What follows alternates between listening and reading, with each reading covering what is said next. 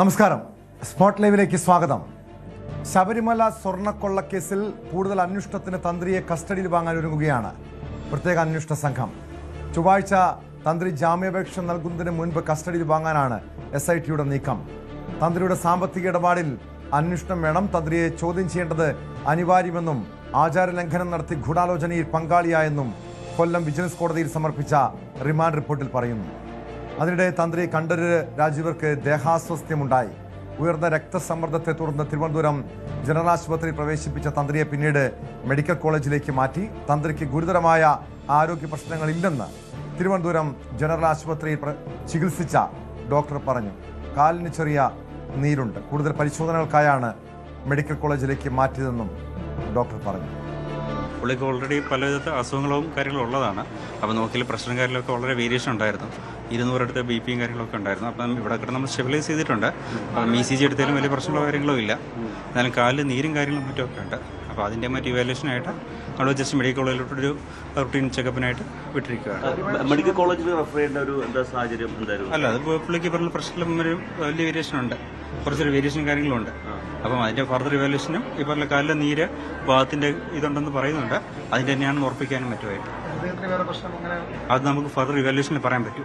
അതിനോടായിട്ടാണ് വിട്ടിരിക്കുന്നത്. ഗുരുതരമായ നോക്കിയിട്ട് കാണുന്നില്ല. വിശദാംശങ്ങളുമായി തിരുവനന്തപുരത്ത് നിന്ന് ഡാൻ കുര്യനും കൊല്ലത്ത് നിന്ന് വിനീഷും ചേരുന്നുണ്ട്. ആദ്യം ഡാനിലേക്കാണ്. ഡാൻ, തന്ത്രിയെ വിശദമായി ചോദ്യം ചെയ്യണം. തന്ത്രിയുടെ ഈ സ്വർണ്ണക്കൊള്ളയിൽ പങ്കുണ്ടോ, അതോടൊപ്പം മറ്റ് സാമ്പത്തിക ഇടപാടുകൾ ഉൾപ്പെടെ പരിശോധിക്കേണ്ടതുണ്ട്. അതിനായി വീണ്ടും കസ്റ്റഡി വാങ്ങാൻ ഒരുങ്ങുകയാണ് SIT എന്ന് മനസ്സിലാക്കുന്നു. എത്ര ദിവസത്തെ കസ്റ്റഡി ആയിരിക്കും ആവശ്യപ്പെടുക? നിലവിൽ ശബരിമല സ്വർണ്ണക്കൊള്ളയുമായി ബന്ധപ്പെട്ട SITയുടെ തുടർ നീക്കങ്ങളിൽ എങ്ങനെയായിരിക്കും? തിരുവനന്തപുരം ജനറൽ ആശുപത്രിയിൽ ദേഹാസ്വാസ്ഥ്യം ഉണ്ടായതിനെ തുടർന്ന് ഏതാണ്ട് 12 മണിയോടെയാണ് തന്ത്രി കണ്ഠരര് രാജീവരെ എത്തിച്ചത്. അവിടെ നിന്ന് പരിശോധനകൾ പൂർത്തിയാക്കിയും ഡ്രോപ്പ് ഡി ടെസ്റ്റിൽ വ്യതിയാനം കണ്ടെത്തിയ ഒരു പശ്ചാത്തലത്തിൽ അദ്ദേഹത്തെ അവിടെ നിന്ന് മെഡിക്കൽ കോളേജ് ആശുപത്രിയിലേക്ക് അല്പസമയം മുമ്പ് മാറ്റുകയുമായിരുന്നു. മെഡിക്കൽ കോളേജ് ആശുപത്രിയിലെ സ്പെഷ്യൽ സെല്ലിലായിരിക്കും അദ്ദേഹത്തെ പാർപ്പിക്കുക. അവിടെ വിശദമായ പരിശോധനകൾ നടക്കും. വിദഗ്ധ ഡോക്ടർമാരുടെ സാന്നിധ്യത്തിൽ ആ പരിശോധനകൾ നടക്കും.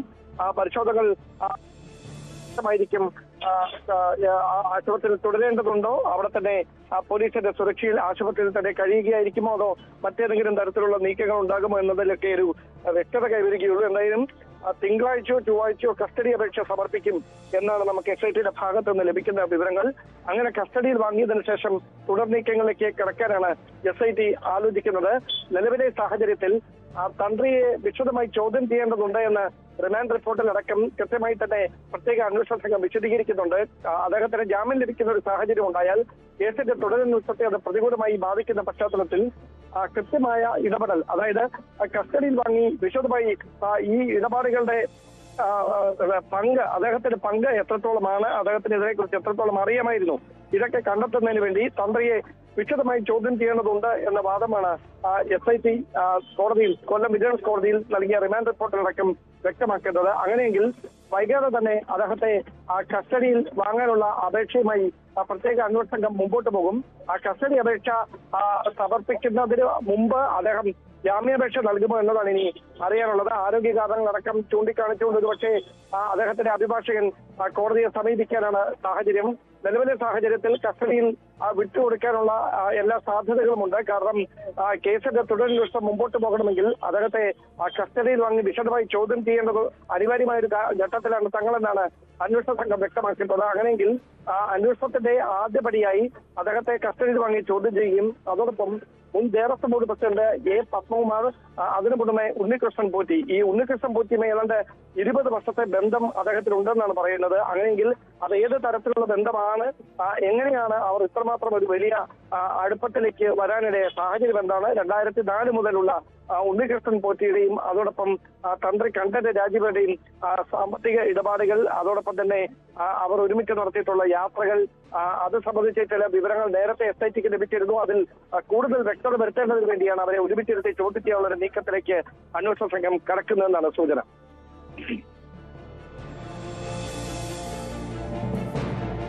തീർച്ചയായും ഇതോടൊപ്പം നിലവിൽ ആചാര ലംഘനം നടത്തി ഗൂഢാലോചനയിൽ പങ്കാളിയായി തുടങ്ങിയ കണ്ടെത്തലുകളാണ് തന്ത്രിക്കെതിരെ SIT കണ്ടെത്തിയിരിക്കുന്നത്. ഇതുമായി ബന്ധപ്പെട്ട വിവരങ്ങൾ ലഭിച്ചിരുന്നു.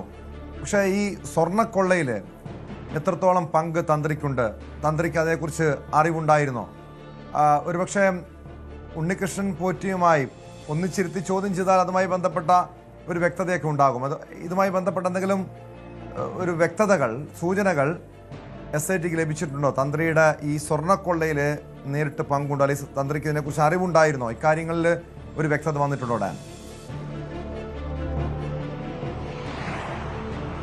ആചാരലംഘനം നടന്നിട്ടുണ്ട്. താന്ത്രിക വിധി പ്രകാരമല്ല അവിടെ നിന്ന് ഈ സ്വർണ്ണപ്പാളികൾ കൊണ്ടുപോയത് എന്നതാണ് പ്രധാനമായി എടുത്തു പറയുന്ന കാര്യം. അവിടെ നിന്ന് ഈ പാളികൾ കൊണ്ടുപോകുന്ന, അഴിച്ചു മാറ്റുന്ന സമയത്തും തന്ത്രിയുടെ സാന്നിധ്യം അവിടെ ഉണ്ടായിരുന്നു. പക്ഷേ എന്തുകൊണ്ട് അത് തെറ്റാണെങ്കിൽ, ആചാരലംഘനമാണ് നടക്കുന്നതെങ്കിൽ അത് മനസ്സിലാക്കിയ തന്ത്രി എന്തുകൊണ്ട് ആ കാര്യം ദേവസ്വം ബോർഡിനെയോ മറ്റ് ഉദ്യോഗസ്ഥരെ അറിയിക്കാൻ തയ്യാറായില്ല? ഇതടക്കമുള്ള കാര്യങ്ങളാണ് തന്ത്രിയുടെ മൗനാനുവാദം ഈ വിഷയങ്ങളിൽ ഉണ്ടായിരുന്നുവെന്ന് സ്ഥാപിക്കാനായി SIT റിമാൻഡ് റിപ്പോർട്ടിൽ വ്യക്തമാക്കുന്നത്. അതടക്കമുള്ള കാര്യങ്ങളിൽ കൂടുതൽ ഒരു കൃത്യത വരേണ്ടതുണ്ട്. എന്തായാലും നിലവിൽ ഏതെങ്കിലും തരത്തിലുള്ള സാമ്പത്തിക ലാഭം തന്ത്രി കണ്ഠരര് രാജീവർക്ക് ഈ കേസുമായി ബന്ധപ്പെട്ടോ അല്ലെങ്കിൽ ഈ തട്ടിപ്പുമായി ബന്ധപ്പെട്ടോ ഉണ്ടായിട്ടുണ്ടെന്ന് വ്യക്തമാക്കുന്ന ഒരു വിവരങ്ങളെക്കുറിച്ചും റിമാൻഡ് റിപ്പോർട്ടിൽ ഒരു പരാമർശങ്ങളുമില്ല. അതടക്കമുള്ള കാര്യങ്ങളിൽ വിശദമായ ചോദ്യം ചെയ്യൽ വേണ്ടിവരുമെന്നാണ് അന്വേഷണ സംഘം വ്യക്തമാക്കുന്നത്. അതുകൊണ്ട് തന്നെയാണ് 2019 മുതലുള്ള ഉണ്ണികൃഷ്ണൻ പോറ്റിയുടെയും തന്ത്രിയുടെയും ഒക്കെ ഒരുമിച്ചുള്ള യാത്രകളും സാമ്പത്തിക ഇടപാടുകളുമൊക്കെ വിശദമായി പരിശോധിക്കാനുള്ള ഒരു നീക്കത്തിലേക്ക് അന്വേഷണ സംഘം കടന്നിരിക്കുന്നത്. അതോടൊപ്പം തന്ത്രിയുടെ പേഴ്സണൽ ഫോണും വിശദമായ പരിശോധനയ്ക്ക് വിധേയമാക്കുമെന്നാണ് മനസ്സിലാക്കാൻ കഴിയുന്നത്. അങ്ങനെ ആ ഫോൺ പരിശോധിക്കുന്നതിലൂടെ ഇതുവരെ കണ്ടെത്താൻ കഴിയാത്ത ഏതെങ്കിലും ഡിജിറ്റൽ തെളിവുകൾ ആ ഫോണിൽ നിന്ന് ലഭിക്കുമെന്നൊരു പ്രതീക്ഷ കൂടി അവർക്കുണ്ട്. എന്തായാലും നിലവിലെ സാഹചര്യത്തിൽ ആചാര ലംഘനത്തിന് തന്ത്രി മൗനാനുവാദം നൽകിയെന്ന ഗുരുതരമായ ഒരു ആരോപണമാണ് ഈ കേസിൽ പ്രധാനമായി SIT തന്ത്രി കണ്ഠരര് രാജീവരെ കേസിൽ പ്രതി ചേർക്കുമ്പോൾ റിമാൻഡ് റിപ്പോർട്ടിൽ അടക്കം വ്യക്തമാക്കിയിരിക്കുന്നത്.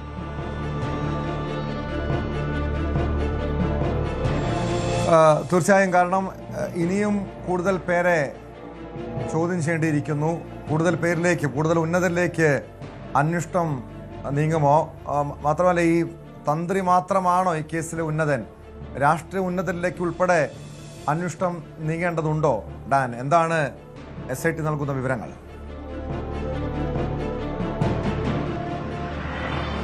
ഒരുപക്ഷെ 3 പേരെ കൂടിയാണ് ഇനി വീണ്ടും ചോദ്യം ചെയ്യാനുള്ള സാധ്യത. അതിൽ ആദ്യമുള്ളത് തന്ത്രി കണ്ഠരര് മഹേഷ് മോഹനരാണ്. നിലവിലെ ശബരിമല തന്ത്രിയാണ് അദ്ദേഹം. അദ്ദേഹത്തെ ഒരുപക്ഷെ ഈ മകരവിളക്കിന് ശേഷം, മകരവിളക്ക് മഹോത്സവത്തിന് ശേഷം വിശദമായി ചോദ്യം ചെയ്യാനുള്ള സാധ്യതയുണ്ട്.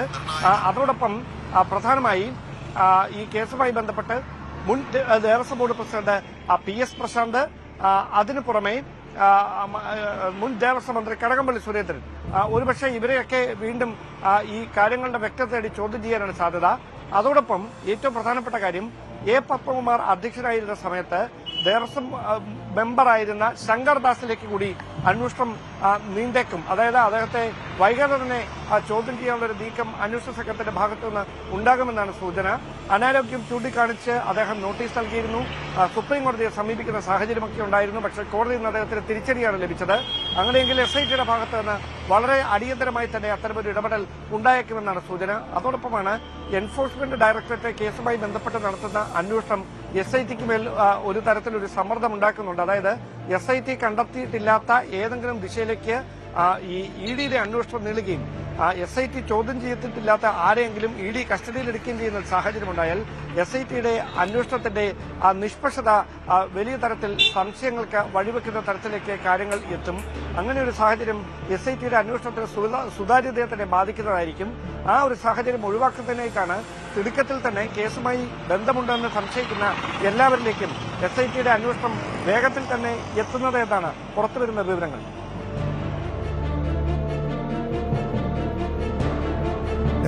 ഡാൻ തുടരുക. വിനീഷ് കൂടി ചേരുന്നുണ്ട് കൊല്ലത്ത് നിന്ന്. വിനീഷ്, ഈ തന്ത്രിയെ വീണ്ടും വിശദമായി ചോദ്യം ചെയ്യാൻ വേണ്ടി കസ്റ്റഡിയിൽ വാങ്ങാനുള്ള നീക്കത്തിലാണ് SIT. ഈ റിമാൻഡ് റിപ്പോർട്ടിൽ എന്തൊക്കെ കാര്യങ്ങളായിരുന്നു സൂചിപ്പിച്ചിരുന്നത്? ഈ തന്ത്രിക്ക് കേസുമായിട്ടുള്ള പങ്ക്, ബന്ധം, ഇതേക്കുറിച്ച് വിശദമായ റിമാൻഡ് റിപ്പോർട്ട് സൂചിപ്പിക്കുന്നുണ്ടോ? തീർച്ചയായും ടോം, തന്ത്രി ആചാരലംഘനത്തിന് കൂട്ടുനിന്നു എന്ന് തന്നെയാണ് റിമാൻഡ് റിപ്പോർട്ടിൽ പ്രധാനമായും പറയുന്നത്. ഈ കട്ടളപ്പാളി കൊണ്ടുപോകാൻ ഒത്താശ ചെയ്തു എന്നും ഉണ്ണികൃഷ്ണൻ പോറ്റിക്ക് പാളികൾ കൈമാറിയത് താന്ത്രിക വിധികൾ പാലിക്കാതെയാണെന്നുമാണ് റിമാൻഡ് റിപ്പോർട്ടിൽ പറയുന്നത്. അതുപോലെ തന്നെ ഈ ദേവന്റെ അനുജ്ഞ വാങ്ങാതെ പാളികൾ കൊണ്ടുപോകാൻ മൗനാനുവാദം നൽകിയെന്നും ഇത് കുറ്റകരമാണെന്നുമാണ് റിപ്പോർട്ടിൽ പറയുന്നത്. അത് ആത്മീയമായ കാര്യവുമാണ്. ദേവസ്വം ബോർഡ് പോറ്റിക്ക് പാളികൾ കൈമാറിയപ്പോൾ തന്ത്രി തടഞ്ഞില്ല എന്നും കൃത്യമായി തന്നെ ഈ റിമാൻഡ് റിപ്പോർട്ടിൽ സൂചിപ്പിക്കുന്നുണ്ട്. കഴിഞ്ഞ ദിവസം രാത്രിയോടുകൂടിയാണ് കൊല്ലം വിജിലൻസ് കോടതിയിൽ ഈ പോറ്റിയെ എത്തിക്കുന്നത്. തുടർന്നാണ് കോടതി നടപടികളുമായി ബന്ധപ്പെട്ട് തന്നെ റിമാൻഡ് ചെയ്യുകയായിരുന്നു. തന്ത്രി സ്പെഷ്യൽ സബ് ജയിലിലേക്ക് കൂട്ടിക്കൊണ്ടുപോവുകയും ചെയ്തു. എന്തായാലും ഈ കേസിലെ 13ാമത്തെ പ്രതിയാണ് കണ്ഠരര് രാജീവര്. നമുക്കറിയാം 2019 മെയ് 18-നാണ് ടോം ഈ ഒരു സംഭവം ഉണ്ടാകുന്നത് തന്നെ. ശ്രീകോവിലെ കട്ടളപ്പാളികളും പ്രഭാമണ്ഡല പാളികളും അഴിച്ചെടുത്ത് ഉണ്ണികൃഷ്ണൻ പോറ്റിക്ക് കൈമാറി എന്നുള്ളതാണ്. ഇതേ ദിവസം ഉച്ചപൂജയ്ക്കും അത്താഴ പൂജയ്ക്കും തന്ത്രി കണ്ഠരര് രാജീവര് സന്നിധാനത്തുണ്ടായിരുന്നു എന്നാണ് SIT കണ്ടെത്തിയത്.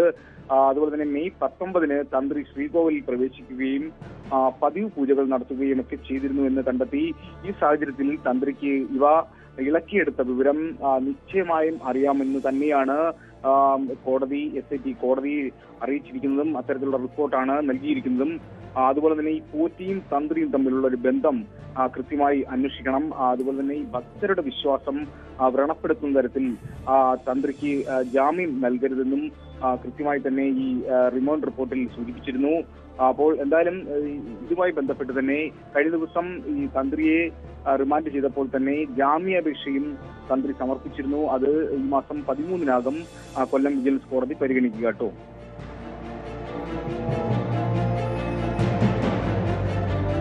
തീർച്ചയായും വിനീഷ് തുടരുക. ഡാൻ, ഇവിടെ ആചാര ലംഘനത്തിനുൾപ്പെടെയാണ് തന്ത്രിക്കെതിരെ കേസെടുത്തിരിക്കുന്നത്.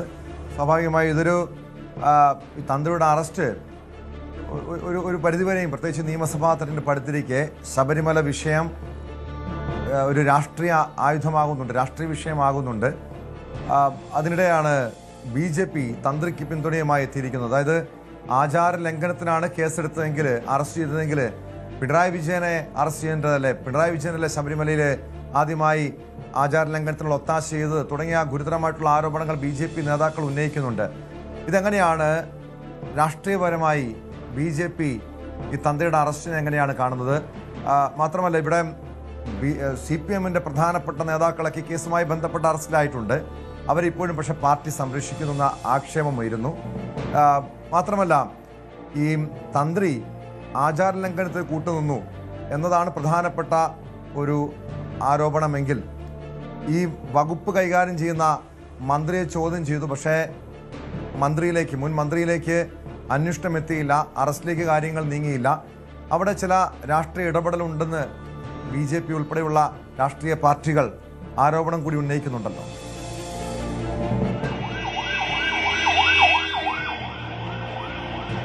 ഹൈക്കോടതിയുടെ മേൽനോട്ടത്തിൽ നടക്കുന്ന ഒരു അന്വേഷണമാണ്. ഇതിന്റെ ഓരോ തുടർ നീക്കങ്ങളും ഹൈക്കോടതിയുടെ കൃത്യമായ നിർദ്ദേശത്തിന്റെയും നിരീക്ഷണത്തിന്റെയും അടിസ്ഥാനത്തിലാണ്. അങ്ങനെയാണ് SITയുടെ അന്വേഷണം പുരോഗമിക്കുന്നത്. അതിനിടയിൽ ഇപ്പോഴുണ്ടായിരിക്കുന്ന ചില വിവാദങ്ങളിൽ ഹൈക്കോടതി കഴിഞ്ഞ ദിവസം വലിയ തരത്തിൽ അതൃപ്തി രേഖപ്പെടുത്തുന്ന ഒരു സാഹചര്യത്തിലേക്ക് കാര്യങ്ങൾ എത്തിയിരുന്നു.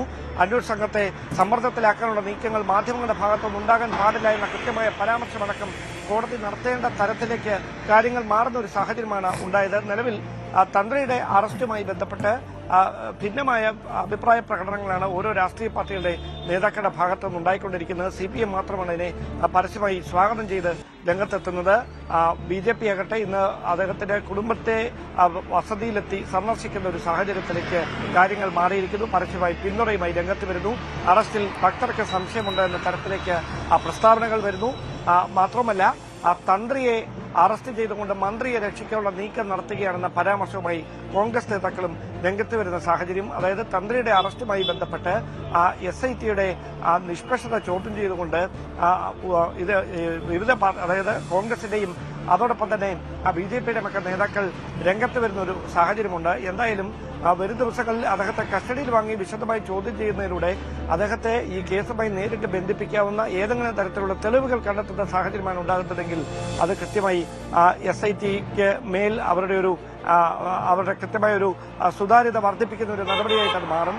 അതിനപ്പുറത്തേക്ക് സർക്കാരുമായി ബന്ധപ്പെട്ടവരെ ഒരു വശത്ത് സംരക്ഷിക്കുകയും മറുവശത്ത് തന്ത്രിയെ മറയാക്കിക്കൊണ്ട് അവർക്ക് കൃത്യമായ ഒരു സുരക്ഷ ഒരുക്കാനുള്ള നീക്കമാണ് നടത്തുന്നതെങ്കിൽ അത് വലിയ തരത്തിലുള്ള വിമർശനങ്ങൾക്ക് വഴിവെക്കുമെന്നതിന്റെ സൂചനയായി തന്നെ മാറിയിരിക്കുകയാണ് ഇപ്പോൾ ഇതുമായി ബന്ധപ്പെട്ട് നടത്തുന്ന രാഷ്ട്രീയമായ പ്രതികരണങ്ങൾ. എന്തായാലും തന്ത്രിയുടെ അറസ്റ്റ് ഈ കേസുമായി ബന്ധപ്പെട്ട് ഇപ്പോഴുണ്ടായിരുന്ന മാനങ്ങൾ അതിനെ മറ്റൊരു ദിശയിലേക്ക് എത്തിച്ചിരിക്കുന്നു എന്ന് തന്നെ ഉറപ്പിച്ചു പറയാം.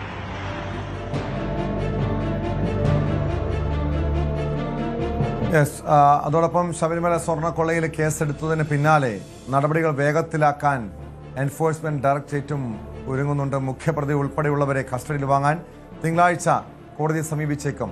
നഷ്ടത്തിന്റെ ആകെ മൂല്യം കണക്കാക്കി പ്രതികളുടെ സ്വത്ത് കണ്ടുകിട്ടാനുള്ള നടപടികളും ഉടൻ തുടങ്ങും. SIT പ്രതികളാക്കിയ എല്ലാവരും EDയുടെ പ്രതിപ്പട്ടികയിലും ഉണ്ടാകും. 2019 മുതൽ 2025 വരെയുള്ള ഇടപാടുകളാണ് ED പരിശോധിക്കുക. ആജ്ഞ രവീന്ദ്രൻ കൂടി ചേരുന്നു. ആജ്ഞ, SITയുടെ അന്വേഷണം കാര്യങ്ങളുമായി മുന്നോട്ട് പോകുന്നു. അതിനിടെയാണ് EDയും ഈ കേസുമായി ബന്ധപ്പെട്ട് ശബരിമല സ്വർണ്ണക്കൊള്ളയിലെ കള്ളപ്പണി ഇടപാടുകൾ പരിശോധിക്കാനായി എത്തുന്നത്. SITയുടെ പ്രതിപ്പട്ടികയിൽ എല്ലാവരും ED കേസിലെ പ്രതിപ്പട്ടികയിലും വരുന്നു. നേരത്തെ BJP ഉന്നയിച്ചൊരു ആരോപണം, പ്രധാനപ്പെട്ട ആരോപണം ഇതായിരുന്നു. കാരണം ചില രാഷ്ട്രീയ ഉന്നതരെ സംരക്ഷിക്കാനുള്ള നീക്കമുണ്ട്. കോൺഗ്രസ് ഉന്നയിക്കുന്ന പ്രധാനപ്പെട്ട ആരോപണം മന്ത്രിയെ സംരക്ഷിക്കാൻ വേണ്ടി തന്ത്രിയെ അറസ്റ്റ് ചെയ്തു. പക്ഷേ SIT കളത്തിലേക്ക് വരുമ്പോൾ അത്തരമൊരു രാഷ്ട്രീയ സംരക്ഷണം ഉണ്ടാകില്ലെന്ന് കരുതാം. SIT ഏതൊക്കെ തലങ്ങളിലാണ് അന്വേഷണം നടത്തുന്നത്? ഈ കള്ളപ്പണ ഇടപാട് അതിൽ വിശദമായ അന്വേഷണമുണ്ട്, പരിശോധനകളുണ്ട്. മറ്റ് പ്രാഥമികമായ പരിശോധന SIT ഈ EDക്ക് എന്തൊക്കെയാണ് കണ്ടെത്താൻ കഴിഞ്ഞിരിക്കുന്നത്?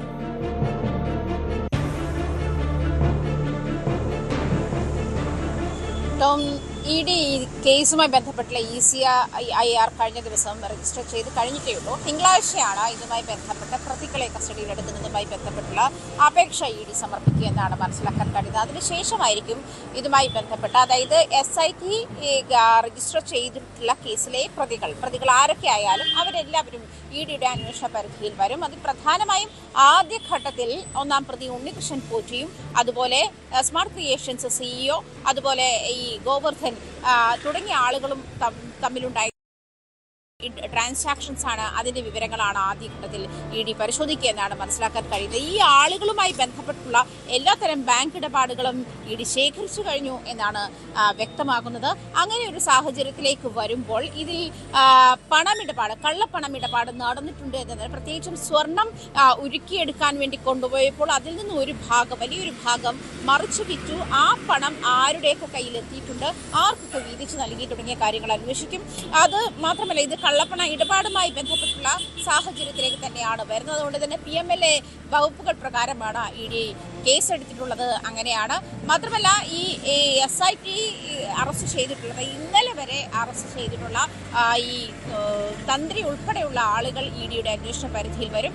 ഈ അനധികൃത സ്വത്ത് സമ്പാദനം, പ്രത്യേകിച്ചും 2019 മുതൽ 2025 വരെയുള്ള കാലയളവിലെ അനധികൃത സ്വത്ത് സമ്പാദനമാണ് ED പ്രധാനമായും പരിശോധിച്ചു വരുന്നതെന്നാണ് മനസ്സിലാക്കാൻ കഴിയുന്നത്.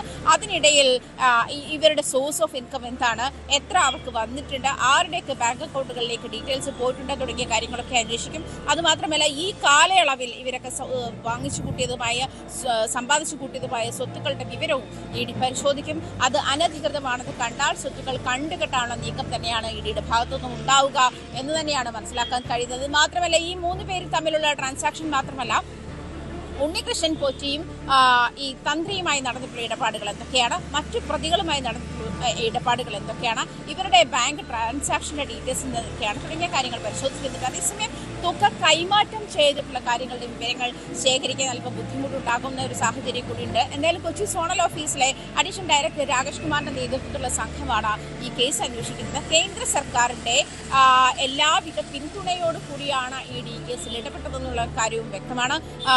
ടോം സൂചിപ്പിച്ചതുപോലെ തന്നെ ഈ SIT ഇതുമായി ബന്ധപ്പെട്ട ഇടപെട്ടിരുന്ന ഒരു സാഹചര്യത്തിൽ മന്ത്രിയെ രക്ഷിക്കാൻ വേണ്ടിയാണ് തന്ത്രിയെ കുടുക്കിയത് എന്നുള്ള ആരോപണങ്ങൾ, ഇത് പുതിയ രാഷ്ട്രീയമാനം വരികയാണ്. എന്നിരുന്നാലും ഇതിന്മേൽ ജനങ്ങൾക്ക് അല്ലെങ്കിൽ വിശ്വാസികൾക്ക് ഈ അന്വേഷണത്തിന് മേലുള്ള ഒരു ഉറച്ച വിശ്വാസം എന്ന് പറയുന്നത് ഹൈക്കോടതി നേതൃത്വം നൽകുന്ന അന്വേഷണ സംഘമാണ്.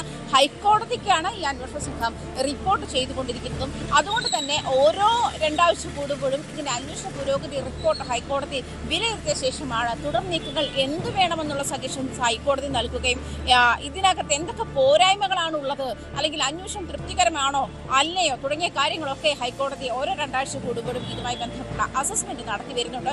അങ്ങനെ ഒരു സാഹചര്യത്തിൽ ടോം സൂചിപ്പിച്ചതുപോലെ SIT ലീഡ് ചെയ്യുന്നത് ഹൈക്കോടതി ആയതുകൊണ്ട്, അതിന് നേതൃത്വം നൽകുന്നത് ഹൈക്കോടതി ആയതുകൊണ്ടും, റിപ്പോർട്ടിംഗ് ചെയ്യേണ്ടത് ഹൈക്കോടതിക്ക് മുൻപാകെ ആയിരുന്നതുകൊണ്ടും ഇതുവരെയുള്ള അന്വേഷണങ്ങൾ സുതാര്യമാണ് എന്നുള്ള കാര്യത്തിലേക്കാണ് അത് വിരൽ ചൂണ്ടുന്നതെന്ന് വേണം മനസ്സിലാക്കാൻ. അതേസമയം ED ഇതുമായി ബന്ധപ്പെട്ട് നേരത്തെ പറഞ്ഞതുപോലെ ഉണ്ണികൃഷ്ണൻ പോറ്റി, അതുപോലെ smart creation CEO Pankaj Bhandari, അതുപോലെ ഈ സ്വർണ്ണ വ്യാപാരി ഗോവർദ്ധൻ തുടങ്ങിയ ആളുകളിലേക്കുള്ള പണമിടപാടുകൾ തുടങ്ങിയ ആളുകൾ നടത്തിയിട്ടുള്ള പണമിടപാടുകളാണ് ഈ ഒരു കാലഘട്ടത്തിൽ ആദ്യഘട്ടത്തിൽ ഇവര് ഈ 2019 മുതൽ 25 വരെ നടത്തിയുള്ള ട്രാൻസാക്ഷൻസ് തുടങ്ങിയ കാര്യങ്ങളൊക്കെ ആയിരിക്കും ആദ്യഘട്ടത്തിൽ ED പരിശോധിക്കാൻ, തുടർന്ന് മറ്റുള്ളവരുടെ കാര്യങ്ങളിലേക്ക് വരും. എന്തായാലും ഈ അറസ്റ്റ് ചെയ്യപ്പെട്ടിട്ടുള്ള കേസിൽ പ്രതികളായിട്ടുള്ള എല്ലാവരെയും EDയുടെ അന്വേഷണ പരിധിയിലേക്ക് വരുമെന്നാണ്. അതിൽ CPM നേതാക്കൾ കൂടി വരുന്നത് വലിയ രാഷ്ട്രീയ ചർച്ചയ്ക്കാണ് വഴിവെച്ചിരിക്കുന്നത്. കഴിഞ്ഞ ദിവസം കണ്ഠൻ രാജീവര് കൂടി അറസ്റ്റിലായതോടുകൂടി ആ ചർച്ചയുടെ ഇടം കുറച്ചുകൂടി ഒരു രാഷ്ട്രീയ ഇടം കൂടി, അത് ചർച്ചയ്ക്കുള്ള ഇടം കൂടി അത് മാറിയിട്ടുണ്ട് എന്നുള്ള കാര്യവും വ്യക്തമാണ്. എന്നിരുന്നാലും ED കഴിഞ്ഞ ദിവസം ECIR രജിസ്റ്റർ ചെയ്ത് അന്വേഷണം ആരംഭിച്ചതോടുകൂടി ഇതിന് കേന്ദ്ര തലത്തിൽ കൂടി ഇതിനൊരു കൂടുതൽ വീക്ഷണം ഉണ്ടാവുകയാണ് എന്നുള്ള കാര്യം വ്യക്തമാക്കണം. പക്ഷേ SIT രജിസ്റ്റർ ചെയ്തിട്ടുള്ള കേസിന്റെ അടിസ്ഥാനത്തിലായിരിക്കും EDക്ക് അന്വേഷണവുമായി മുന്നോട്ട് പോകാൻ കഴിയുക കേട്ടോ. തീർച്ചയായും ഞാൻ നേരത്തെ തന്നെ SIT സൂചിപ്പിച്ച കാര്യമുണ്ടായിരുന്നു. ഈ കേസിൽ കേന്ദ്ര ഏജൻസികളുടെ ആവശ്യമില്ല. കാരണം കേന്ദ്ര ഇൻ്റലിജൻസ് ബ്യൂറോ സൂചിപ്പിച്ച കാര്യമായിരുന്നു, ശബരിമല സ്വർണ്ണക്കൊള്ളയ്ക്ക് പിന്നിൽ അന്താരാഷ്ട്ര ബന്ധമുള്ളവരുണ്ട്, അന്തർ സംസ്ഥാന ബന്ധമുള്ളവരുണ്ട്. അതുകൊണ്ട് തന്നെ ഇതിൽ കേന്ദ്ര ഏജൻസികൾ ഈ കേസ് അന്വേഷിക്കണമെന്ന്. പക്ഷേ ഈ SIT പറഞ്ഞത് അത്തരമൊരു മാനം ഈ കേസിനില്ല. അന്തർ സംസ്ഥാന ബന്ധമുണ്ടെങ്കിലും ആ കേസിലെ ഇടപാടുകൾ നടത്തിയവരിലേക്ക് അന്വേഷണം കൃത്യമായും എത്തിയിട്ടുണ്ടെന്നാണ്. പക്ഷേ ED ഇതിലേക്ക് വരുമ്പോൾ, ഈ കേസിലേക്ക് വരുമ്പോൾ, ഈ കള്ളപ്പണ ഇടപാടിനപ്പുറം മറ്റ് തലങ്ങളിലേക്ക് അന്വേഷണം നടത്താനുള്ള സാധ്യതയുണ്ടോ? മാത്രമല്ല, ഇപ്പോഴും ശബരിമലയിൽ നിന്ന് നഷ്ടപ്പെട്ട സ്വർണം, കവർ ചെയ്ത സ്വർണം കണ്ടെത്താൻ കഴിഞ്ഞിട്ടില്ല, പൂർണ്ണമായും കണ്ടെത്താൻ കഴിഞ്ഞിട്ടില്ല. അങ്ങനെയെങ്കിൽ ED പ്രാഥമികമായും ഈ ചോദ്യം ചെയ്യലിനൊപ്പം തന്നെ ഈ പ്രതികളുടെ സ്വത്ത് കണ്ടുകിട്ടാനുള്ള നടപടികളിലേക്ക്, അതായത് ഈ നഷ്ടപ്പെട്ട സ്വർണത്തിൻ്റെ മൂല്യം കണക്കാക്കി പ്രതികളുടെ സ്വത്ത് കണ്ടുകിട്ടാനുള്ള നടപടികളിലേക്ക് ആദ്യഘട്ടത്തിൽ തന്നെ നീങ്ങാനുള്ള സാധ്യതയുണ്ടോ?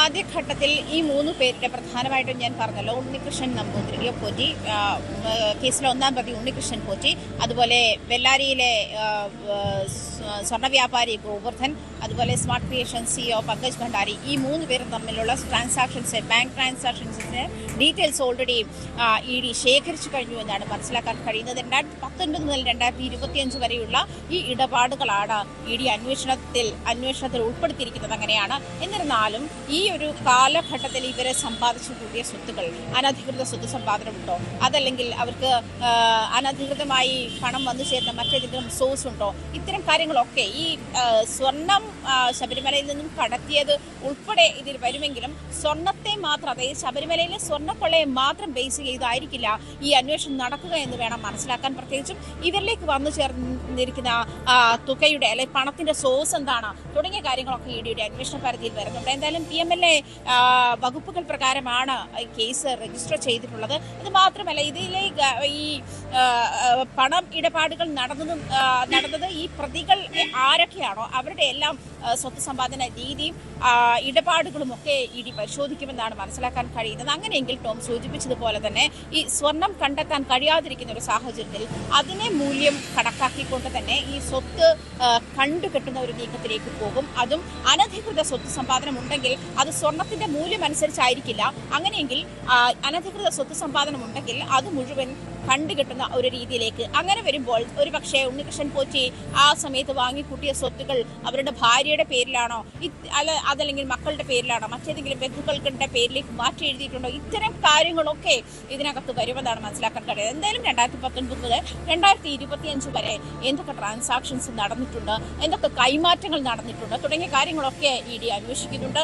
എന്തായാലും ഇ ഡി കൂടി ഇതിലെ അന്വേഷണത്തിലേക്ക് വന്നതോടുകൂടി പുതിയൊരു മാനം കൈവരികയാണ്. നേരത്തെ SIT സൂചിപ്പിച്ചതുപോലെ ഒരു കേന്ദ്ര ഏജൻസിയുടെ സഹായമോ അന്വേഷണത്തിന്റെ ആവശ്യം ഈ കേസിലില്ല എന്ന് പറയുമ്പോഴും ഇ ഡി ആ സമയത്തും SITക്ക് ഇതിന്റെ അന്വേഷണത്തിന്റെ വിവരങ്ങൾ നൽകാൻ ഇ ഡി SIT സമീപിച്ചിരുന്നു. അത് നൽകാതിരുന്ന ഘട്ടത്തിലാണ് കൊല്ലം വിജിലൻസ് കോടതിയെ സമീപിക്കുകയും കോടതിയുടെ ഉത്തരവിന്റെ പ്രകാരം ഇ ഡി ഈ കേസിലേക്ക് ഇടപെടുകയും അല്ലെങ്കിൽ ഇ ഡിക്ക് SIT ഇതുമായി ബന്ധപ്പെട്ട വിവരങ്ങൾ നൽകാൻ ഇ ഡിക്ക് SITക്ക് കോടതി നിർദ്ദേശം നൽകുകയും ചെയ്യുന്ന സാഹചര്യമുണ്ടായത്. അതേ തുടർന്ന് ശേഖരിച്ചു വെച്ചിരിക്കുന്ന ഇന്നലെ വരെ ഉണ്ടായിരിക്കുന്ന അറസ്റ്റിന്റെ ഡീറ്റെയിൽസ് അതല്ലെങ്കിൽ പ്രതികൾ ആരൊക്കെ പ്രതി ചേർത്തു, ആരെയൊക്കെ ചോദ്യം ചെയ്തു, ആരെയൊക്കെ കസ്റ്റഡിയിലെടുത്തു, ഓരോരുത്തരുടെയും മൊഴി എന്താണ് തുടങ്ങിയ കാര്യങ്ങളൊക്കെ ഉൾപ്പെടുത്തി തന്നെയാണ് ഇ ഡി അന്വേഷണവുമായി മുന്നോട്ട് പോകുന്നത്. അതിൽ പ്രധാനമായും ഈ കള്ളപ്പണ ഇടപാട് തന്നെയാണ് പരിശോധിക്കുന്നത്. ഈ സ്വർണം വിറ്റ പണം എന്ത് ചെയ്തു, അത് ആരൊക്കെ പങ്കുപറ്റിയിട്ടുണ്ട്, ഇത് ആരുടെയൊക്കെ അക്കൗണ്ടിലേക്ക് പോയിട്ടുണ്ട്, ഇതൊക്കെ ഇ ഡിയുടെ അന്വേഷണ പരിധിയിൽ വരും. എന്തായാലും ഈ സ്വർണം വിറ്റ പണം അത് മാത്രമാണോ നടന്നിട്ടുള്ളത്, മറ്റ് ടോം പറഞ്ഞതുപോലെ മറ്റ് അന്താരാഷ്ട്ര ഇടപാടുകൾ ഉള്ളതായി ആദ്യം തന്നെ ഇന്റലിജൻസ് ബ്യൂറോ റിപ്പോർട്ട് ചെയ്തിട്ടുണ്ട്. ആ ഒരു സാഹചര്യം കൂടി കണക്കിലെടുത്തുകൊണ്ട് തന്നെ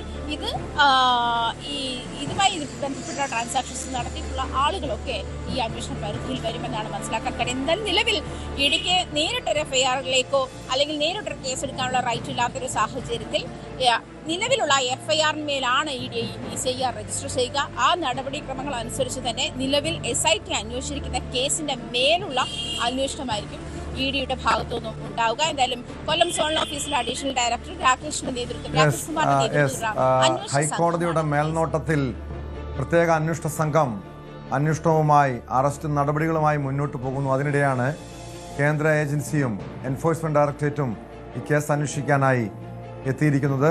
അതോടൊപ്പം ഡാൻ കുര്യനിലേക്ക് ഒരിക്കൽ കൂടി പോകുന്നു. ഡാൻ, നിയമസഭാ സമ്മേളനം വരാൻ പോകുന്നു. തെരഞ്ഞെടുപ്പിന് മുൻപ് ശബരിമലയിലെ സ്വർണ്ണക്കൊള്ള വീണ്ടും ആളിക്കെത്തിക്കാനുള്ള സാധ്യതയുണ്ട്. കാരണം കഴിഞ്ഞ തദ്ദേശ തെരഞ്ഞെടുപ്പിൽ ഇത് കോൺഗ്രസിന് ഈ ശബരിമല വിഷയം വലിയ നേട്ടമായി, അതായത് ഇടതുപക്ഷത്തിന് തിരിച്ചടിയായതിൽ പ്രധാനമായും ശബരിമല വിഷയമാണ് പ്രതിഫലിച്ചത് എന്ന നിരീക്ഷണമുണ്ട്. സ്വാഭാവികമായി അത് നിയമസഭാ സമ്മേളനമൊക്കെ അടുത്തു വരുമ്പോൾ അല്ലെങ്കിൽ നിയമസഭയിൽ എങ്ങനെയാകും പ്രതിപക്ഷം ഈ വിഷയം ഉയർത്തുക? അതോടൊപ്പം കോൺഗ്രസ് ഈ ശബരിമല വിഷയം ഉയർത്തിക്കാട്ടിക്കൊണ്ട് വലിയൊരു പ്രതിഷേധത്തിന് ഒരുങ്ങുന്നുണ്ടോ? എന്താണ് പ്രതിപക്ഷത്തിൻ്റെ നീക്കങ്ങൾ?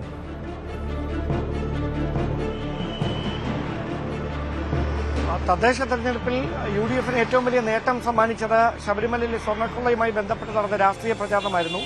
ആ പ്രചാരണം നിയമസഭാ തെരഞ്ഞെടുപ്പിന് ഒരുങ്ങുന്ന വേളയിലും വലിയ തരത്തിൽ സംസ്ഥാന വ്യാപകമായി തന്നെ പ്രചാരണ വേദികളിൽ ഇടം പിടിക്കാനാണ് സാധ്യത. അവസാന നിയമസഭാ സമ്മേളനമാണ് 20-ാം തീയതി ആരംഭിക്കാൻ പോകുന്നത്. ആ നിയമസഭാ സമ്മേളനത്തിന്റെ പ്രധാനപ്പെട്ട ഒരു ചർച്ചാ വിഷയമാക്കി ശബരിമല സ്വർണ്ണക്കൊള്ളയെ കൊണ്ടുവരിക എന്നത് പ്രതിപക്ഷത്തിന്റെ ലക്ഷ്യം തന്നെയാണ്. അതായത് ബജറ്റുമായി ബന്ധപ്പെട്ടാണ് സമ്മേളനം. പക്ഷേ അവിടെ കൃത്യമായി ഈ വിവാദങ്ങളിൽ ഏത് തരത്തിലുള്ള നടപടികളാണ് സർക്കാർ സ്വീകരിച്ചതെന്ന് കൃത്യമായി സർക്കാരിന് വിശദീകരിക്കേണ്ടി വരും.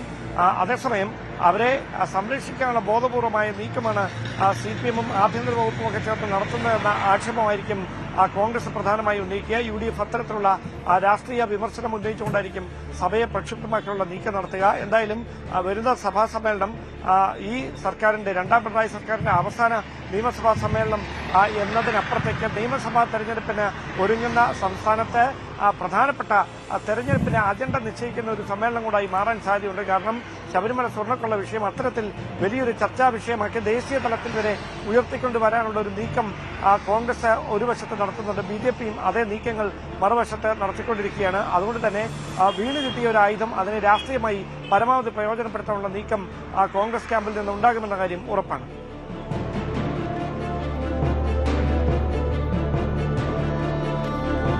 വ്യക്തമാണ്. ഡാൻ കുര്യനും എസ് വിനീഷും ആജ്ഞാ രവീന്ദ്രനുമാണ് വിവരങ്ങൾ നൽകിയത്. പാലക്കാട് അധ്യാപകൻ വിദ്യാർത്ഥിക്ക് മദ്യം നൽകി പീഡിപ്പിച്ച കേസിൽ പുറത്തുവരുന്നത് ഞെട്ടിപ്പിക്കുന്ന വിവരങ്ങൾ. ആ വാർത്ത പരിശോധിക്കാം ഇടവേള കഴിഞ്ഞ്. ഞെട്ടിപ്പിക്കുന്ന വിവരങ്ങൾ. മലമ്പുഴ കൊട്ടേക്കാട്ടിൽ സംസ്കൃത അധ്യാപകനെതിരെ മൊഴി നൽകി കൂടുതൽ വിദ്യാർത്ഥികൾ. നേരത്തെ മൊഴി നൽകിയ 5 കുട്ടികൾക്ക് പുറമെ ഇപ്പോൾ 8 കുട്ടികൾ കൂടി പോലീസിന് മുന്നിലേക്ക് എത്തിയിരിക്കുകയാണ്. സ്കൂളിൽ നിന്നും പഠിച്ചിറങ്ങിയ കുട്ടികളെയും അനിൽ ലൈംഗികമായി ഉപയോഗിച്ചിരുന്നുവെന്നാണ് പോലീസ് നിഗമനം. വിവരങ്ങളുമായി ആജ്ഞാ രവീന്ദ്രൻ ചേരുന്നു. ആജ്ഞ, ഞെട്ടിപ്പിക്കുന്ന വിവരങ്ങളാണ്. ആദ്യഘട്ടത്തിൽ ഒരു വിദ്യാർത്ഥിയാണ് പരാതിയുമായി രംഗത്തെത്തിയത്. അതായത് ആ വിദ്യാർത്ഥി സുഹൃത്തിനോട് പറയുന്നു, സുഹൃത്തിൻ്റെ അമ്മയോട് പറയുന്നു, അമ്മ ചൈൽഡ് ലൈനെ അറിയിക്കുന്നു, ചൈൽഡ് ലൈൻ വഴി പോലീസ് എത്തുന്നു. പക്ഷെ അവിടെയും സ്കൂൾ അധികൃതർ മറച്ചു വെച്ചൊരു കേസായിരുന്നു ഇത്. വിശദമായി ഈ കുട്ടികളെ കൗൺസിലിംഗ് ചെയ്തപ്പോഴാണ് കഴിഞ്ഞ ദിവസം 5 വിദ്യാർത്ഥികൾ വെളിപ്പെടുത്തൽ നടത്തിയത്. ഇപ്പോൾ പുതിയതായി 8 കുട്ടികൾ കൂടി രംഗത്തെത്തിയിരിക്കുന്നു. ഒരു ലൈംഗിക വൈകൃതമുള്ള വ്യക്തിയാണ് ഈ അധ്യാപകൻ അനിൽ എന്ന കാര്യത്തിൽ യാതൊരു സംശയവുമില്ല. ഇയാൾ നിലവിൽ അറസ്റ്റിലായിരുന്നു, റിമാൻഡിലാണ്. ഈ കേസ് കൂടുതൽ വിദ്യാർത്ഥികൾ വെളിപ്പെടുത്തലുമായി പരാതിയുമായി രംഗത്തെത്തിയതോടെ ഇനി പോലീസിൻ്റെ നീക്കം എന്താണെന്നറിയണം. അതോടൊപ്പം ഇനി ഇതിനു മുൻപ്, അതായത് ഇപ്പോൾ പഠിക്കുന്ന വിദ്യാർത്ഥികളെ മാത്രമല്ല, മുൻപ് ഈ സ്കൂളിൽ പഠിച്ച വിദ്യാർത്ഥികളെ ഈ അധ്യാപകൻ ലൈംഗികമായി ചൂഷണം ചെയ്തിട്ടുണ്ടോ എന്ന് അറിയണം. ആ തലങ്ങളിലേക്ക് അന്വേഷണം നീങ്ങുന്നുണ്ടോ?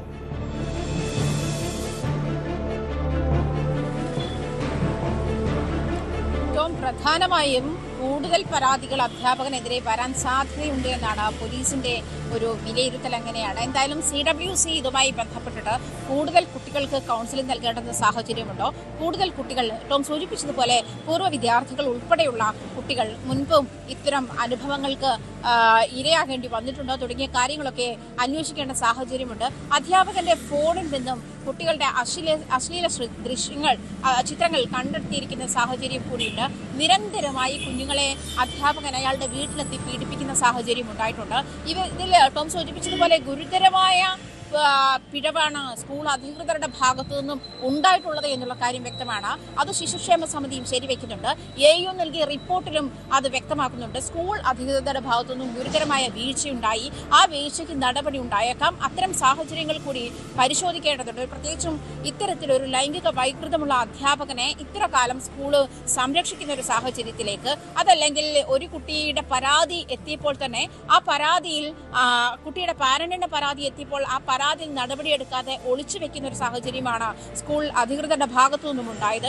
അതേസമയം ഇത് അന്വേഷണം ഈ അതോറിറ്റി അന്വേഷിക്കുന്ന ഒരു സാഹചര്യത്തിലാണ് സ്കൂൾ അധികൃതർ തങ്ങൾ നേരത്തെ അറിഞ്ഞിരുന്നു എന്നുള്ള കാര്യം വെളിപ്പെടുത്തുന്നത്. അങ്ങനെ ഒരു സാഹചര്യം വരുമ്പോൾ തന്നെ ഇത്തരം ഈ ലൈംഗിക വൈകൃതത്തിന് അടിമയായിട്ടുള്ള ഒരു അധ്യാപകൻ നേരത്തെയും ഇത്തരം കാര്യങ്ങൾ ചെയ്തിട്ടുണ്ടോ? നേരത്തെയും ഇങ്ങനെ കുഞ്ഞുങ്ങൾക്ക് നേരത്തെ ഉണ്ടായിരുന്ന അല്ലെങ്കിൽ ആ സ്കൂളിൽ പഠിച്ചിട്ടുള്ള കുഞ്ഞുങ്ങൾക്ക് ഇത്തരം ആക്രമണങ്ങൾ, ഇത്തരം പീഡനങ്ങൾ ഉണ്ടായിട്ടുണ്ടോ? അവർക്ക് ലൈംഗിക പീഡനങ്ങൾ ഉണ്ടായിട്ടുണ്ടോ തുടങ്ങിയ കാര്യങ്ങൾ പരിശോധിക്കേണ്ടതുണ്ട് എന്ന് തന്നെയാണ് ശിശുക്ഷേമ സമിതി വ്യക്തമാക്കുന്നത്. അങ്ങനെയാകുമ്പോൾ കൂടുതൽ കുട്ടികൾക്ക് കൗൺസിലിംഗ് നൽകാനുള്ള സാഹചര്യം ഉണ്ടാവും. കൂടുതൽ കുട്ടികൾ ഇതുമായി ബന്ധപ്പെട്ട രംഗത്ത് വന്നേക്കാമെന്നുള്ള ഒരു അസസ്മെന്റിലാണ് പോലീസും ഇപ്പോഴുള്ളത്. എന്തായാലും അധ്യാപകൻ അനിലിനെതിരെ കൂടുതൽ അന്വേഷണം ഉണ്ടാകും എന്ന് തന്നെയാണ് മനസ്സിലാക്കാൻ കഴിയുന്നത്. അങ്ങനെയെങ്കിൽ നേരത്തെ പറഞ്ഞതുപോലെ തന്നെ ഈ സ്കൂളിൽ മുൻപ് പഠിച്ചിട്ടുള്ള വിദ്യാർത്ഥികളിലേക്കും കൂടി ഇതുമായി ബന്ധപ്പെട്ടുള്ള പരിശോധന നടക്കും. അതല്ലെങ്കിൽ അവരെ കൂടി കണ്ട് സംസാരിക്കുന്ന ഒരു നീക്കത്തിലേക്ക് എത്തും ശിശുക്ഷേമ സമിതി എന്നാണ് മനസ്സിലാക്കാൻ കഴിയുന്നത്. എന്തായാലും നിലവിലുള്ള പരാതിയിന്മേൽ അധ്യാപകൻ കാരണം ഈ വിദ്യാർത്ഥികൾക്ക്, ആ സ്കൂളിലെ വിദ്യാർത്ഥികൾക്കെല്ലാം വളരെ പ്രിയപ്പെട്ട അധ്യാപകനായിരുന്നു. സ്കൂളിലെ കായിക മത്സരത്തിൽ വിജയിച്ച കുട്ടികൾക്ക് ഇയാൾ വിരുന്നൊരുക്കുന്നു. ആ വിരുന്നിൽ പങ്കെടുക്കാത്ത വിദ്യാർത്ഥിയെ താൻ താമസിക്കുന്ന സ്ഥലത്തേക്ക് കൂട്ടിക്കൊണ്ടുപോകുന്നു. അതിനുശേഷം മദ്യം നൽകി ലൈംഗികമായി ചൂഷണം ചെയ്തു എന്നായിരുന്നു ആദ്യത്തെ പരാതി. സമാനമായ രീതിയിൽ തന്നെയാണോ മറ്റു കുട്ടികളെയും ചൂഷണം ചെയ്തത്? അതായത് പതിവായി ഈ വിദ്യാർത്ഥികളെ അയാൾ താമസിക്കുന്ന വീട്ടിലേക്ക് കൊണ്ടുപോകുന്നൊരു രീതിയുണ്ട്, പ്രവണതയുണ്ട്. അങ്ങനെയെങ്കിൽ ഇതായിരിക്കില്ല കണക്ക്. കൂടുതൽ കുട്ടികൾ ഇരകളാകപ്പെടാനുള്ള സാധ്യതയുണ്ട്. ഒരുപക്ഷെ ഭയം കാരണം പലരും മറച്ചു വെച്ചതാകാം. കുടുംബത്തിൻ്റെ ഒരു പിന്തുണയുണ്ടെങ്കിൽ, കാരണം യഥാർത്ഥ സത്യം, വസ്തുത പുറത്തു വരണം.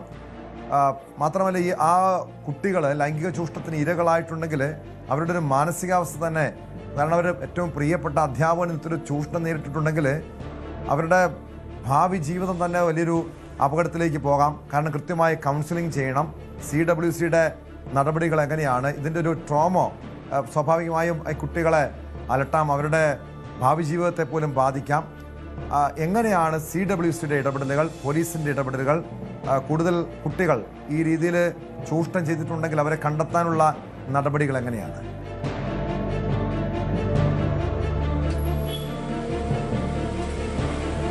പ്രധാനമായിട്ടും ഈ അധ്യാപകനെ ഇത്തരം പരാതികൾ ഉണ്ടായിട്ടും ഈ അധ്യാപകനെ രാജി എഴുതി വാങ്ങി, ഈ പ്രശ്നം വന്നപ്പോൾ രാജി എഴുതി വാങ്ങി താൽക്കാലികമായി പ്രശ്നം അവസാനിപ്പിക്കാൻ ശ്രമിച്ച സ്കൂൾ മാനേജ്മെന്റിനെതിരെ കർശന നടപടി വേണമെന്ന് തന്നെയാണ് വിദ്യാഭ്യാസ വകുപ്പ് ശുപാർശ ചെയ്തിരിക്കുന്നത്. അങ്ങനെയാണ് അതെന്തായാലും ഉണ്ടാക്കുമെന്നുള്ള കാര്യത്തിൽ വ്യക്തതയുണ്ട്. അതേസമയം ടോം സൂചിപ്പിച്ചതുപോലെ തന്നെ കുഞ്ഞുങ്ങളാണ് അവരുടെ ഒരു ഭാവി തീരുമാനിക്കുന്നത്. ഇത്തരം ചെറുതിലെ ഉണ്ടാകുന്ന അല്ലെങ്കിൽ ബാല്യകാലത്തുണ്ടാകുന്ന ഇത്തരം ട്രോമകളിലൂടെയാണ് അവർ കടന്നു പോകേണ്ടത്. അതിനൊന്നും പരിഹാരം നൽകാതെ ഇത്തരം കുട്ടികൾ ലൈംഗികമായി ചൂഷണം ചെയ്യപ്പെടുന്നതൊക്കെ ഒളിച്ചു വെച്ച് അവർക്ക് കൗൺസിലിംഗ് നൽകാതെ, അല്ലെങ്കിൽ സംഭവിച്ചതിൻ്റെ ഒരു ആധിക്യത്തിലൊക്കെ അവരുടെ ലൈഫ് മുഴുവൻ അവരതേപ്പറ്റി ആലോചിച്ച് അല്ലെങ്കിൽ അവരുടെയൊക്കെ ലൈഫ് ഒന്നുമല്ലാതാക്കി തീർക്കുന്ന ഒരു സാഹചര്യത്തിലേക്ക് തന്നെയാണ് സ്കൂൾ അധികൃതരുടെ നീക്കവും ഉണ്ടായത്.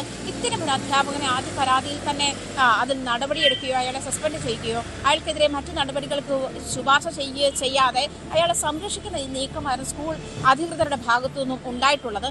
അതുകൊണ്ട് തന്നെ ഇത്തരം ഒരു വലിയ സംശയം ശിശുക്ഷേമ സമിതി മുന്നോട്ട് വെക്കുന്നത് മുൻപും ഇത്തരം സംഭവങ്ങൾ ഉണ്ടായേക്കാം. പ്രത്യേകിച്ചും ടോം സൂചിപ്പിച്ചതുപോലെ തന്നെ അയാൾ ലൈംഗിക വൈകൃതത്തിന് അടിമയാണ് എന്നുള്ള വിലയിരുത്തൽ വരുന്ന ഒരു സാഹചര്യത്തിൽ, അങ്ങനെയാണെങ്കിൽ ഇയാൾ കുട്ടികൾക്ക് വളരെ പ്രിയപ്പെട്ട അധ്യാപകനാണ്, കുട്ടികളെ വളരെ ടേക്ക് കെയർ മോഡിൽ കൊണ്ടുപോകുന്ന ഒരു അധ്യാപകനാണ്. അങ്ങനെ ഇയാൾ ഈ കുഞ്ഞുങ്ങളെയൊക്കെ ഇയാളുടെ താമസ സ്ഥലത്ത് എത്തിക്കുന്ന ഒരു സാഹചര്യമുണ്ട്. അത്തരം സാഹചര്യങ്ങൾ തന്നെയാണ് ഈ പീഡന കേസുകളിലെല്ലാം വ്യക്തമാകുന്നതും. അങ്ങനെയാണ് ആ ഒരു സാഹചര്യം മുതലെടുക്കാൻ ഇത്തരം അധ്യാപകർക്ക് കഴിഞ്ഞു എന്നുള്ളതാണ്. കുഞ്ഞുങ്ങളുടെ അടുത്ത് അവരുടെ സ്നേഹം നടിച്ചും സൗഹൃദം നടിച്ചും ഇത്തരം ഇടപെടലുകൾ ഉണ്ടാക്കിയും അവരെ മുതലെടുക്കാൻ ഈ അധ്യാപകന് കഴിഞ്ഞു എന്നുള്ളതാണ്. ഇത് ഈ സ്കൂൾ അധികൃതർ അറിയാതെ പോയത് എന്താണ്, അല്ലെങ്കിൽ വന്നിട്ടുള്ള പരാതിയിൽ നടപടി ഉണ്ടാകാഞ്ഞത് എന്താണ്, മുൻപ് ഇത്തരം പരാതികൾ ഉണ്ടായിട്ടുണ്ടോ, അതിലെന്ത് നടപടി സ്വീകരിച്ചു തുടങ്ങിയ കാര്യങ്ങളൊക്കെ കാരണം AEOയുടെ റിപ്പോർട്ടുണ്ട്. വിദ്യാഭ്യാസ ഉപ ഡയറക്ടർക്ക് നൽകിയ റിപ്പോർട്ടിൽ പറയുന്നത് സ്കൂൾ അധികൃതർ ഈ സംഭവം മറച്ചുവെച്ചു, മാനേജർക്കെതിരെ നടപടി വേണം, പ്രധാന അധ്യാപികയ്ക്കെതിരെ നടപടി വേണം തുടങ്ങിയ കാര്യങ്ങൾ AEOയുടെ റിപ്പോർട്ടിൽ പരാമർശിക്കുന്നുണ്ട്.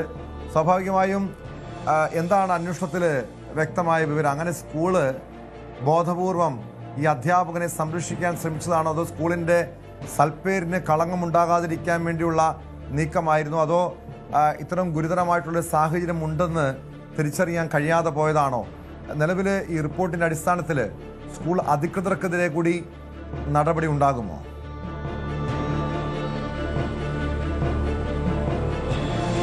തീർച്ചയായിട്ടും ടോം, AEO നൽകിയിരിക്കുന്ന റിപ്പോർട്ടിന്റെ അടിസ്ഥാനത്തിലാണ് ഈ CWC കൃത്യമായിട്ട് മറ്റു കുട്ടികൾക്ക് കൂടി കൗൺസിലിംഗ് നൽകേണ്ടുന്ന സാഹചര്യമുണ്ടോ എന്ന് പരിശോധിക്കണമെന്ന് പറയുന്നത്. പോലീസും ഇക്കാര്യത്തിൽ പറയുന്നുണ്ട്. കൂടുതൽ പരാതികൾ വരാനുള്ള എല്ലാ സാധ്യതയും ഉണ്ട് എന്ന് തന്നെയാണ് പോലീസിന്റെയും ഒരു വിലയിരുത്തൽ.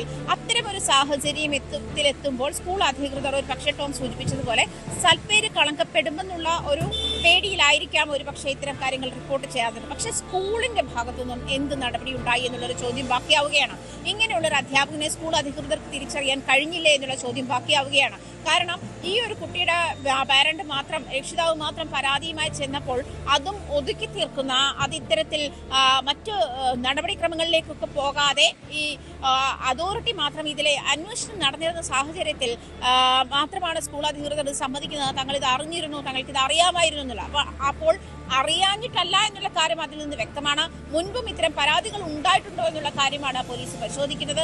അത് CWC തന്നെ ആ കാര്യം മുന്നോട്ട് വെച്ചിട്ടുണ്ട്. മുൻപ് അവിടെ പഠിച്ചിരുന്ന കുട്ടികൾക്കും ഈ അധ്യാപകൻ പഠിപ്പിച്ചിരുന്ന മറ്റു ആൺകുട്ടികൾക്കും ഇത്തരം പ്രശ്നങ്ങൾ ഉണ്ടായിട്ടുണ്ടോ അത് പരിശോധിക്കണം. ഉണ്ടെങ്കിൽ അവർക്ക് കൗൺസിൽ നൽകേണ്ടുന്ന സാഹചര്യം ഉണ്ടാകണം എന്ന് തന്നെയാണ് CWC മുന്നോട്ട് വെച്ചിരിക്കുന്ന നിർദ്ദേശം. അതാണ് അങ്ങനെയെങ്കിൽ ഈ എയുടെ റിപ്പോർട്ട് അനുസരിച്ചിട്ട് ഈ സ്കൂൾ അധികൃതർ ഇതുമായി ബന്ധപ്പെട്ട കാര്യങ്ങൾ മറച്ചുവെക്കാൻ, പ്രത്യേകിച്ച് ഇത് പോക്സോ കേസാണ്, ഇത് ഇത്തരം സാഹചര്യങ്ങൾ മറച്ചുവെക്കാൻ, കേട്ടാൽ തന്നെ റിപ്പോർട്ട് ചെയ്യണം എന്നുള്ളതാണ് ഇതിന്റെ പ്രത്യേകത. അങ്ങനെ കേട്ട ഒരു സാധനം നമ്മൾ മറച്ചു വെക്കുന്നു, ഇത്തരം വാർത്തകൾ മറച്ചു വെക്കുന്നു, ഇത്തരം കാര്യങ്ങൾ മറച്ചു വെക്കുന്നു എന്നുള്ള ഒരു സാഹചര്യം കൂടി സ്കൂൾ അധികൃതർക്ക് നേരെ ചുമത്തപ്പെടാൻ സാധ്യതയുണ്ട്. അങ്ങനെയെങ്കിൽ ഈ സ്പെഷ്യൽ ഈ സ്കൂൾ ഉപവിദ്യാഭ്യാസ ഡയറക്ടർ ലഭിച്ചിരിക്കുന്ന റിപ്പോർട്ട് അനുസരിച്ചിട്ട് കൂടുതൽ നടപടിക്രമങ്ങൾ സ്കൂളിന് നേരെ ഉണ്ടാകേണ്ടതാണ്. അതിനുണ്ടാക്കാനുള്ള നീക്കങ്ങൾ ഉണ്ടായിട്ടുണ്ടെന്ന് തന്നെയാണ് മനസ്സിലാക്കാൻ കഴിയുന്നത്. പ്രത്യേകിച്ച് സ്കൂൾ മാനേജ്മെന്റിനെതിരെ ഈ ഒരു വിഷയവുമായി ബന്ധപ്പെട്ട് വലിയ ആരോപണമാണ് സ്കൂൾ മാനേജ്മെന്റിനെതിരെ ഉയരുന്നത്. പ്രത്യേകിച്ചും ഇത്ര അധികം കുട്ടികൾ, അതായത് ഒരു കുട്ടി എന്നുള്ള പരാതിയിൽ നിൽക്കാതെ നിരവധി പേര് അതിന് പിന്നാലെ വരുന്ന ഒരു സാഹചര്യം, ആ ഒരു കണക്ക് കൂടി, അത് ഈ പരാതിയുടെ ഒരു പ്രളയം തന്നെ ഉണ്ടാകുമ്പോൾ ഇത്തരം കാര്യങ്ങൾ സ്കൂൾ അധികൃതർ അറിഞ്ഞിട്ടില്ലേ എന്നുള്ള ചോദ്യം ബാക്കിയാവുകയാണ്. അറിഞ്ഞിട്ടില്ല എന്നുള്ള കാര്യം, അറിഞ്ഞിട്ടില്ല എന്നുള്ളതാണ് അവരുടെ മറുപടി എങ്കിൽ അതല്ല എന്നുള്ള കാര്യം വ്യക്തമാവുന്ന. പ്രത്യേകിച്ചും ഈ അന്വേഷണവുമായി ബന്ധപ്പെട്ട് ഇത് അറിഞ്ഞിരുന്നു എന്ന് തന്നെ അവർ സമ്മതിച്ചിരിക്കുന്ന സാഹചര്യമുണ്ട്. അറിഞ്ഞിട്ടും പല കാര്യങ്ങളും, പല കേസുകളും, മുൻകൂട്ടായിട്ടുള്ള പല സംഭവങ്ങളും കുട്ടികളുടെ ഭാവി എന്ന് ഒരു പക്ഷേ രക്ഷിതാക്കളെ തെറ്റിദ്ധരിപ്പിച്ചിട്ട് അത് മറച്ചുവെക്കുന്ന സാഹചര്യത്തിലേക്ക് പോയിട്ടുണ്ടാകാം. അങ്ങനെ തന്നെ ആയിരിക്കണം ഈ ഇത്രയും അധികം കുട്ടികൾ പീഡിപ്പിക്കപ്പെടാനുള്ള, ലൈംഗിക ചൂഷണത്തിന് ാണ് വിവരങ്ങൾ നൽകിയത്. പാലക്കാട് മലമ്പുഴയിൽ മദ്യം നൽകി വിദ്യാർത്ഥിയെ പീഡിപ്പിച്ച കേസിലെ അധ്യാപകനെതിരെയാണ് കൂടുതൽ വിദ്യാർത്ഥികൾ പരാതിയുമായി രംഗത്തെത്തിയിരിക്കുന്നത്. മലപ്പുറം കീഴാറ്റൂർ താലപ്പൊലി മഹോത്സവത്തിനിടെ കൂട്ടയടി. വാർത്തയിലേക്ക് എത്താം.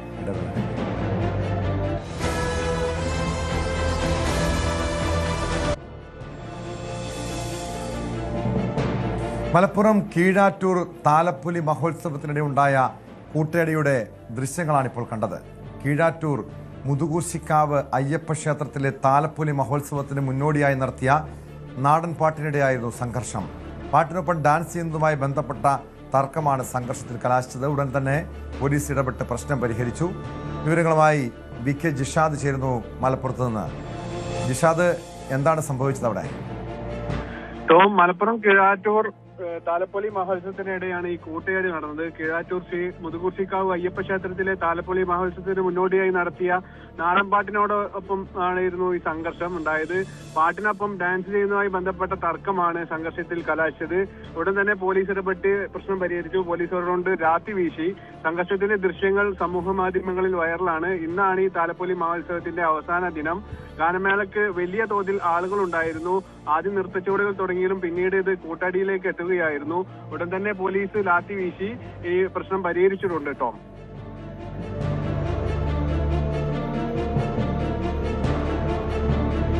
അത് ഒരു വലിയ സംഘർഷത്തിലേക്ക് നീങ്ങിയതാണോ? പോലീസ് ഇടപെട്ടത് കൊണ്ടാണോ പെട്ടെന്ന് ഈ പ്രശ്നത്തിനൊരു പരിഹാരമായത്? ഇങ്ങനെ പതിവായി അവിടെ ഇങ്ങനെ സംഘർഷം, ഈ മഹോത്സവത്തിനിടെ കൂട്ടയടി, ഇതുപോലുള്ള സംഘർഷങ്ങളൊക്കെ ഉണ്ടാകാറുള്ളതാണോ? നാടൻ പരിപാടികളിലെല്ലാം ഈ സംഘർഷം ഉണ്ടാവലുണ്ട്. അതായത് ഉന്തും തള്ളും അടക്കമുള്ള സംഭവങ്ങൾ ഉണ്ടായിരുന്നു. തുടർന്ന് ഈ പോലീസ് എത്തി ഇത്തരത്തിലുള്ള സംഘർഷങ്ങൾ സോൾവ് ആക്കുന്നതും പതിവാണ്. മലപ്പുറം ജില്ലയിൽ പലയിടങ്ങളിലും ഇത്തരത്തിലുള്ള സംഭവങ്ങൾ ഉണ്ടാവാറുണ്ട്. ടോം, പിന്നെ കൂടാതെ ഇത്തരത്തില് വിവിധ പരിപാടികളാണ് ഓരോ താലപ്പൊലി മഹോത്സവങ്ങളും അതുപോലെ തന്നെ ഈ പൊതുപരിപാടികളും സംഘടിപ്പിക്കുമ്പോൾ ഇത്തരത്തിലുള്ള പ്രശ്നങ്ങൾ എല്ലായിടത്തും ഇത്തരത്തിലുള്ള പ്രശ്നങ്ങൾ ഉണ്ടാവാറുണ്ട്.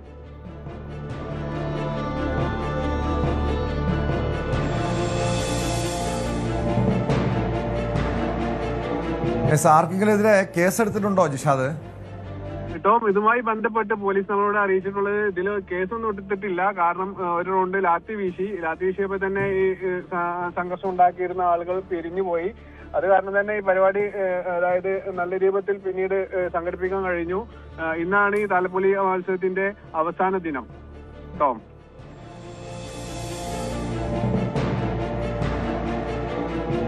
വ്യക്തമാണ്.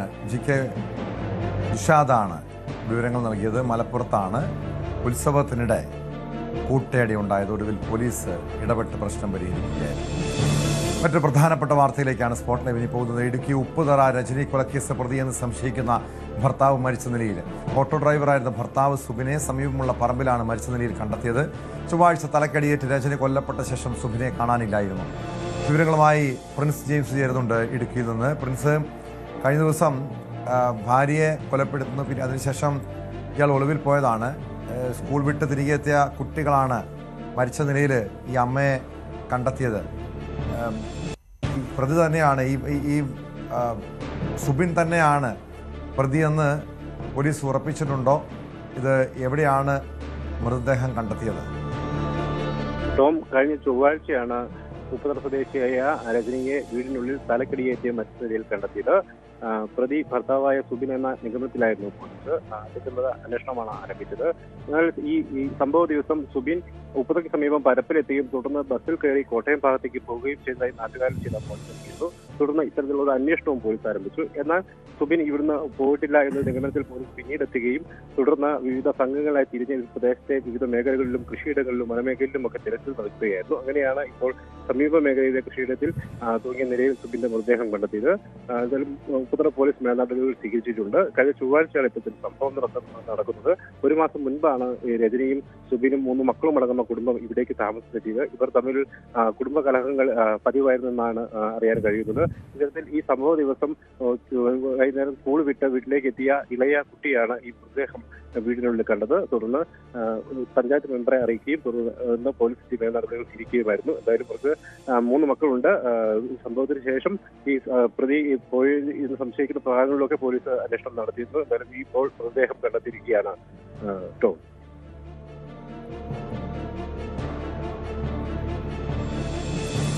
യെസ്, ഒരുപക്ഷെ നമുക്കറിയാം തുടക്കത്തിൽ തന്നെ ഈ കൊലപാതകവുമായി ബന്ധപ്പെട്ട് വന്ന വിവരം കുടുംബ പ്രശ്നമാണ് ഈ കൊലപാതകത്തിന് കാരണമെന്നാണ്. അതിൻ്റെ ഒരു മനോവിഷമത്തിൽ അല്ലെങ്കിൽ ഭാര്യയെ കൊലപ്പെടുത്തിയതിനു ശേഷം ആത്മഹത്യ ചെയ്യുക എന്നൊരു ഉദ്ദേശമായിരുന്നോ പ്രതിക്കുണ്ടായിരുന്നത്? അത്തരത്തിൽ വേണം അനുമാനിക്കാൻ. കാരണം ഇവർ തമ്മിലുള്ള കുടുംബ കലഹങ്ങൾ പതിവായിരുന്ന ഒരു ആരോപണം അല്ലെങ്കിൽ വിവരം നാട്ടുകാരുടെ ഭാഗത്തു നിന്നൊക്കെ ലഭിക്കുന്നുണ്ട്. പ്രത്യേകിച്ചും പോലീസും ഈ കൊലപാതകം സുബിൻ നടത്തി എന്നൊരു നിഗമനത്തിലായിരുന്നു. അത്തരത്തിലുള്ള അന്വേഷണമാണ് ആരംഭിച്ചത്. ഇവർ തമ്മിൽ പതിവായി വഴക്കുണ്ടാക്കുന്ന സാഹചര്യം ഉണ്ടായിരുന്നു. കാര്യം സംഭവത്തിന് ശേഷം പ്രതിയെ അവിടെ ഈ പ്രതിയെ സംശയിച്ച സുബിനെ ഈ പേരിൽ കണ്ടെത്താനും സാധിച്ചില്ല. ഈ പ്രദേശത്ത് നിന്ന് മാറിയതായും മനസ്സിലാക്കുകയും ചെയ്തു. തുടർന്നാണ് ഇത്തരത്തിൽ അന്വേഷണം നടത്തുകയും തൂങ്ങിയ നിലയിൽ കണ്ടെത്തുകയും ചെയ്തത്. എന്തായാലും 3 കുട്ടികളാണ് ഇവർക്ക്. ഈ അമ്മ വീട്ടിലേക്ക് എത്തി, ഇളയ കുട്ടി സ്കൂൾ വിട്ട് തിരികെ എത്തിയ സമയത്താണ് ഇപ്പോൾ അമ്മ തലക്കടിയിട്ട് മരിച്ച കിടക്കുന്ന ഒരു സാഹചര്യം കൂടി കണ്ടെത്തുന്ന ഒരു സാഹചര്യം കൂടി കുട്ടിക്ക് നേരിടേണ്ടി വന്നു. അപ്പോൾ അമ്മ കൊലപ്പെട്ടത് പിന്നാലെ പിതാവ് നഷ്ടപ്പെട്ട അവസ്ഥയിലാണ് കുട്ടികൾ. ഒരു വേദനാജനകമായ ഒരു കാര്യമാണ്. എന്തായാലും ഈ സംഭവത്തിൽ പോലീസ് മേൽനടപടി സ്വീകരിച്ചു. ഇദ്ദേഹം നിന്ന് മാറ്റുന്നതിനുള്ള നടപടികളൊക്കെ സ്വീകരിച്ചു. കഴിഞ്ഞ ചൊവ്വാഴ്ചയാണ് രജനി കൊല്ലപ്പെട്ട നിലയിൽ വീട്ടിനുള്ളിൽ കണ്ടെത്തിയത്. കേട്ടോ,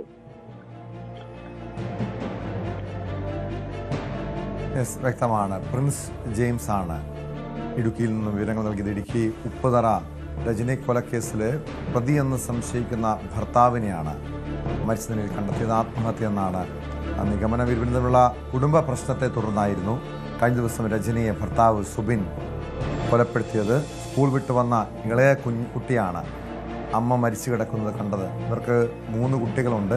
വീട്ടിൽ പലപ്പോഴും കുടുംബ പ്രശ്നങ്ങൾ ഉണ്ടായിരുന്നുവെന്ന് പറയുന്നുണ്ട്. ഒരുപക്ഷെ അതാകാം ഈ രീതിയിലുള്ള ദുരന്തത്തിന് കാരണമെന്നാണ് പോലീസ് നിഗമനം. തിരുവനന്തപുരം കിളിമാനൂരിൽ ജീപ്പ് ഇടിച്ച് യുവതി മരിച്ച സംഭവത്തിൽ പ്രതികളെ പോലീസ് സംരക്ഷിക്കുകയാണോ? വാഹനത്തിൽ നിന്നും ഫയർഫോഴ്സ് ഉദ്യോഗസ്ഥന്റെ തിരിച്ചറിയൽ കാർഡ് ലഭിച്ചിട്ടും ഇക്കാര്യത്തിൽ കൂടുതൽ അന്വേഷണം നടത്തുന്നില്ലെന്നാണ് ആരോപണം. പ്രതികൾ ലഹരി ഉപയോഗിച്ച് വാഹനമോടിച്ചാണ് അപകടമുണ്ടാക്കിയതെന്ന് നാട്ടുകാർ ആരോപിക്കുന്നു. സംഭവത്തിൽ ഉന്നത അധികൃതർക്ക് പരാതി നൽകാനാണ് മരിച്ച അംബികയുടെ കുടുംബത്തിന്റെ തീരുമാനം. വിവരങ്ങളുമായി എസ് അഭിലാഷ് ചേരുന്നു. അഭിലാഷ്, കഴിഞ്ഞ ദിവസം ഈ ജീപ്പ് ഇടിച്ച് അംബിക മരിക്കുന്നു. പക്ഷേ അതിനുശേഷം ഈ അവിടെ നിന്നും കടന്നു കളഞ്ഞ ജീപ്പിൽ നിന്ന് ഒരാളെ നാട്ടുകാർ തന്നെ പിടികൂടിയിരുന്നു. പക്ഷെ അയാളെ പിന്നീട് ഉടൻ തന്നെ സ്റ്റേഷൻ ജാമ്യത്തിൽ പോലീസ് വിട്ടയക്കുന്നു. ഒരു ഉയർന്ന ഉദ്യോഗസ്ഥൻ, സർക്കാർ ഉദ്യോഗസ്ഥൻ, ഫയർഫോഴ്സ് ഉദ്യോഗസ്ഥൻ ആ വാഹനത്തിലുണ്ടായിരുന്നു. അതിൻ്റെ രേഖകളടക്കം, തിരിച്ചറിയൽ കാർഡുകളടക്കം അവിടെ നിന്ന് കണ്ടെത്തിയിട്ടും അയാളിലേക്ക് അന്വേഷണം പോയില്ല. പ്രതികളെ സംരക്ഷിക്കുന്നെന്ന ആക്ഷേപമാണ് നിലവിൽ ഉയരുന്നത്. എന്തായിരുന്നു അന്ന് സംഭവിച്ചത്? ഈ കുടുംബം അതോടൊപ്പം നാട്ടുകാരും എന്താണ് ആക്ഷേപം ഉന്നയിക്കുന്നത്? തീർച്ചയായും പോലീസിന്റെ ഭാഗത്തു നിന്നും ഗുരുതരമായ വീഴ്ച തന്നെയാണ് ഇപ്പോൾ സംഭവിച്ചുകൊണ്ടിരിക്കുന്നത്. കിളിമാനൂരിൽ സംഭവിച്ചത് ഒരു സാധാരണ അപകടമായിരുന്നില്ല, മറിച്ച് ഈ റോഡിന്റെ വശത്ത് കൂടി പോവുകയായിരുന്ന ഇരുചക്ര വാഹനത്തിൽ സഞ്ചരിക്കുകയായിരുന്ന ഈ ദമ്പതികളെ ഇടിച്ചു തെറിപ്പിക്കുകയും ഒരാളുടെ ശരീരത്തിൽ കൂടി ഈ വാഹനം കയറി ഇറങ്ങിയിട്ടും ഈ വാഹനം നിർത്താതെ ഓടിച്ചു പോവുകയും ചെയ്യുകയായിരുന്നു. വാഹനം ഉപേക്ഷിച്ച് കടന്നു കളയുകയും ചെയ്യുന്ന ഒരു രീതി ഉണ്ടായി. എന്നാൽ ഈ വാഹനത്തിൽ 3 പേരുണ്ടായിരുന്നുവെന്നും ഒരാൾ ഫയർഫോഴ്സ് ഉദ്യോഗസ്ഥനായിരുന്നുവെന്നും നാട്ടുകാർ പറയുന്നു. പോലീസും ഇത് സാക്ഷ്യപ്പെടുത്തുന്നുണ്ട്. എന്നാൽ നാട്ടുകാർ തന്നെ ഈ ഉപേക്ഷിച്ച വാഹനവും ആ വാഹനത്തിലുണ്ടായിരുന്ന ആളെയും പോലീസിന് അന്നേ ദിവസം തന്നെ കൈമാറിയിരുന്നു. ഇയാളെ നിസാര വകുപ്പ് ചുമത്തി സ്റ്റേഷൻ ജാമ്യത്തിൽ വിട്ടയക്കുന്ന ഒരു നടപടിയാണ് പോലീസിന്റെ ഭാഗത്തു നിന്നും ആദ്യഘട്ടത്തിൽ തന്നെ ഉണ്ടായത്. തുടർന്ന് മാത്രമല്ല, വാഹനം ഉൾപ്പെടെ കസ്റ്റഡിയിൽ ഉണ്ടായിട്ടും ഈ സംഭവം നടന്ന ദിവസങ്ങൾ ഇത്രയേറെ പിന്നിട്ടിട്ടും ഈ വാഹനം ഓടിച്ചത് ആരാണെന്നോ വാഹനത്തിൽ ഉണ്ടായിരുന്ന മറ്റുള്ളവർ ആരാണെന്നോ കണ്ടെത്തുന്നതിനുള്ള ഒരു നടപടിക്രമങ്ങളും കൃത്യമായ രീതിയിൽ കിളിമാനൂർ പോലീസിന്റെ ഭാഗത്തു നിന്നും ഉണ്ടായിട്ടില്ല എന്നതാണ് നാട്ടുകാരുടെ ആരോപണവും. നമുക്ക് ഏറെക്കുറെ ഈ പോലീസിനെ തന്നെ സംശയമുനയിൽ നിർത്തുന്ന ഒരു സംഭവം ഇത് തന്നെയാണ്. ഇപ്പോഴും പോലീസ് പറയുന്നത് വാഹനം ഉടമയെ കണ്ടെത്തിയിട്ടുണ്ട് എന്ന് പറയുന്നുണ്ട്. എന്നാൽ ഈ വാഹനം ഉണ്ടായിരുന്നവർ, വാഹനം ഓടിച്ചിരുന്ന വാഹനത്തിൽ ഉണ്ടായിരുന്നവർ ലഹരി ഉപയോഗിച്ചിട്ടുണ്ടോ എന്നുള്ള കാര്യത്തിൽ പോലും കൃത്യമായൊരു പരിശോധന നടത്തുകയോ അതിൽ കൃത്യമായൊരു നിലപാടെടുക്കുകയോ പോലീസ് ചെയ്തിട്ടില്ല. മാത്രമല്ല, ഈ സംഭവത്തിന് ശേഷം പോലീസ് മനഃപൂർവ്വമല്ലാത്ത നരഹത്യ എന്ന ഒരു വകുപ്പ് ചുമത്തിയാണ് കേസ് എടുത്തിരിക്കുന്നത്. ഇത് തന്നെ അപര്യാപ്തമാണെന്നും ഇവർക്കെതിരെ ശക്തമായ വകുപ്പുകൾ ഉൾപ്പെടുത്തി തന്നെ കേസെടുക്കണമെന്നും ഈ വാഹനത്തിലുണ്ടായിരുന്നവരെ കണ്ടെത്തണമെന്നുമൊക്കെ ഈ മരണപ്പെട്ട അംബികയുടെ ബന്ധുക്കളും നാട്ടുകാരുമൊക്കെ പല ആവർത്തി പോലീസിനോട് ആവശ്യപ്പെട്ടതാണ്. എന്നാൽ അത്തരത്തിൽ ഇവരെ കണ്ടെത്തുന്നതിലേക്കോ അല്ലെങ്കിൽ ഈ കേസ് കൃത്യമായ രീതിയിൽ ഇവരെ നിയമത്തിന് മുന്നിൽ കൊണ്ടുവരുന്നതിനേക്കോ വേണ്ടിയുള്ള ഒരു നടപടിക്രമങ്ങളും പോലീസിന്റെ ഭാഗത്തു നിന്നും ഇതുവരെയും ഉണ്ടായിട്ടില്ല എന്നുള്ളതാണ്. എന്തായാലും ഇത് സംബന്ധിച്ച് ഉന്നത ഉദ്യോഗസ്ഥർക്ക് പരാതി നൽകുന്നത് ഉൾപ്പെടെയുള്ള കാര്യങ്ങളിലേക്ക് ബന്ധുക്കൾ കടക്കുന്നതായാണ് അറിയുന്നത്. എന്തായാലും ഇന്ന് വരും ദിവസങ്ങൾ, ഇന്നോ നാളെയോ തന്നെ അത്തരത്തിലുള്ള നടപടികൾ. അങ്ങനെ ഈ പ്രതികളെ സംരക്ഷിക്കാൻ ഒരു ഉന്നത ഇടപെടലുകൾ ഉണ്ടാകുന്നുണ്ടോ? മാത്രമല്ല, നേരത്തെ അഭിലാഷ് സൂചിപ്പിച്ചു, ഇവർ ലഹരി ഉപയോഗിച്ചാണ്, മദ്യപിച്ചാണ് വാഹനം ഓടിച്ചതെന്ന്. സ്വാഭാവികമായും ആ സമയം, ഈ അപകടമുണ്ടായ സമയം പരിശോധിച്ചാൽ മാത്രമേ അക്കാര്യത്തിൻ്റെ വ്യക്തത ഉണ്ടാകൂ. ഇനി പരിശോധിച്ചാലും ഫലമുണ്ടാകില്ല. നിലവിൽ എന്താണ്? കാരണം ഈ പോലീസ് ഈ രീതിയിൽ അന്വേഷണത്തിൽ വീഴ്ച വരുത്തുമ്പോൾ ഈ കുടുംബം നിയമപരമായി മുന്നോട്ട് പോകുന്നുണ്ട്. പോലീസ് ഉന്നതർക്ക് പരാതി നൽകാൻ നീങ്ങുന്നു. നിലവിൽ പോലീസ് ഈ കേസിൽ എത്ര പേരെയാണ് പ്രതി ചേർത്തത്? എന്തൊക്കെ വകുപ്പുകളാണ് ഇവർക്കെതിരെ ചുമത്തിയിരുന്നത്? ടോം, അത് തന്നെയാണ് ഈ ദിവസങ്ങൾ പിന്നിടുന്തോറും ഈ കുറ്റകൃത്യത്തിന്റെ യഥാർത്ഥ വസ്തുതകളിലേക്ക് എത്തിപ്പെടാനോ ഇവരുടെ ലഹരി ഉപയോഗം സംബന്ധിച്ച കാര്യങ്ങളെ ഒന്നും കൃത്യമായി ശാസ്ത്രീയമായി തന്നെ അപഗ്രഥിക്കാൻ സാധിക്കുകയില്ല എന്നുള്ളതാണ്. ഇത് തന്നെയാണ് നാട്ടുകാരും ബന്ധുക്കളും എല്ലാം തന്നെ ആരോപിക്കുന്നത്. മാത്രമല്ല, ഈ പിടികൂടി നൽകിയ വ്യക്തിയെ പോലും മെഡിക്കൽ പരിശോധന നടത്തിയോ ഇല്ലയോ എന്നുള്ള കാര്യത്തിൽ പോലീസ് കൃത്യമായ ഒരു വിവരം ആർക്കും തന്നെ നൽകുന്നില്ല എന്നുള്ളതാണ്. ഇത് സംബന്ധിച്ച് പോലീസ് ഉദ്യോഗസ്ഥരോട് പലതവണ ഞങ്ങൾ ബന്ധപ്പെട്ടിരുന്നെങ്കിലും ഇയാളെ സ്റ്റേഷൻ ജാമ്യത്തിൽ വിട്ടു, മദ്യപിച്ചിരുന്നില്ല, ലഹരി ഉപയോഗിച്ചിരുന്നില്ല എന്നുള്ള രീതിയിൽ കൃത്യമായ ഒരു വിവരമല്ല ഇയാൾ നൽകുന്നത്. കാരണം ഈ നാട്ടുകാർ പിടികൂടി പോലീസിന് കൈമാറിയ വ്യക്തി മദ്യപിച്ചിരുന്നു എന്ന് നാട്ടുകാർ തന്നെ അന്ന് സാക്ഷ്യപ്പെടുത്തുന്ന ഒരു സാഹചര്യം ഉണ്ടായി. പക്ഷേ ഒരുപക്ഷെ ഈ വാഹനത്തിൽ ഉണ്ടായിരുന്ന ആളുടെ ഒരു ID കാർഡ് പോലീസിന് ലഭിച്ചിട്ടുണ്ട്. ഫയർഫോഴ്സ് ഉദ്യോഗസ്ഥന്റെ ID കാർഡാണ് ഇത്. ഈ ഒരു ID കാർഡ് അല്ലെങ്കിൽ ഇയാളുടെ വകുപ്പ് സംബന്ധിച്ച് പോലും കൃത്യമായ ഒരു അന്വേഷണം പോലീസ് ഇനിയും നടത്തിയിട്ടില്ല എന്നാണ് മനസ്സിലാക്കേണ്ടത്. ഈ ഒരു സംഭവത്തിൽ പോലീസ് ഉത്തരവാദിത്തരഹിതമായ ഒരു നടപടി തന്നെയാണ്. വ്യക്തമാണ്. അഭിലാഷാണ് വിവരങ്ങൾ നൽകിയ. തിരുവനന്തപുരം കിളിമാനൂരിലാണ് ഥാർ ജീപ്പ് പിടിച്ച് യുവതി മരിച്ച സംഭവത്തിൽ പ്രതികളെ പോലീസ് സംരക്ഷിക്കുന്നുവെന്ന ആരോപണമാണ് ഉയർന്നു വരുന്നത്. സ്പോട്ട് ലൈവ് പൂർണ്ണമാകുന്നു. നമസ്കാരം.